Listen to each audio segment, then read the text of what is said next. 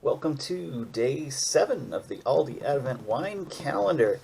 Today we've got ourselves a rosé, which I kind of associate rosé with like cheap, box wine or those big jugs that maybe you remember your grandmother drinking out of. I certainly do, not directly out of, not while I was watching anyway. Um, and so, like, I was kind of in my mind, I thought rosé was just you took like red wine and white wine and like shook it up and mixed it. And apparently, that's actually illegal in most of France and is a very uncommon thing. Nobody really does that. So I was completely off on what a rosé is. Apparently, when you are mashing and getting the first fermentation going, you leave the must, which is the raw juice sort of stuff that's going to become the wine. Just like in beer, you have the wort, that would be the equivalent. And with this, you let it sit on its own skins, dark grape skins, for like a day, a little less than a day, maybe. And that's where you get the rosé. It's that first flush of where it absorbs a little bit of that initial bit of sugars and a little flavor from those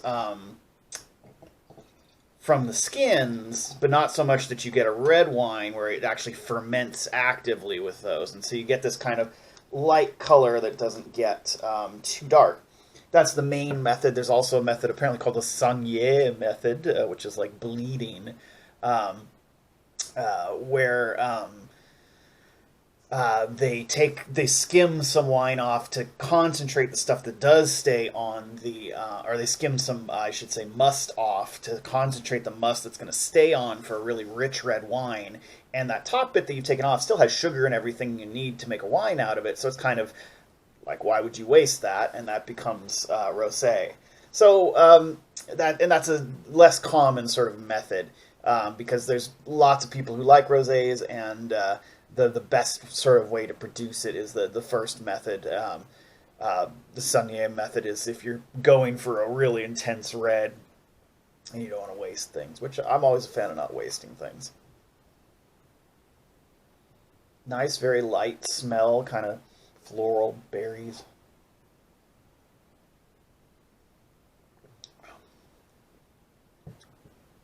Surprisingly, much bigger bodied than a white wine.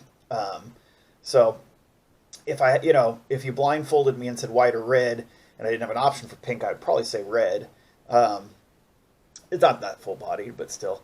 It's definitely got kind of a jammy sort of quality. I feel like I would definitely spread this on some buttered toast in my hobbit hole. Um, yeah, it's really pleasantly fruity, definitely a little sweet, definitely some residual sugars. No trace of bitterness or tannins or anything like that. So it's got a lot of the best parts of a white wine, but a little more character and body. I can see why this style is pretty popular. Again, this one tastes really fresh and uncomplicated. That's how these wines have been, and I suspect will be. Definitely would like it with a few bubbles, OMG, like that first one I had. But then again, I am an absolute fool for bubbles. I will do anything for bubbles. So, yeah, I'd have to give this, this is pretty high as well, like a 7.5 out of 10. So, liking it quite a bit.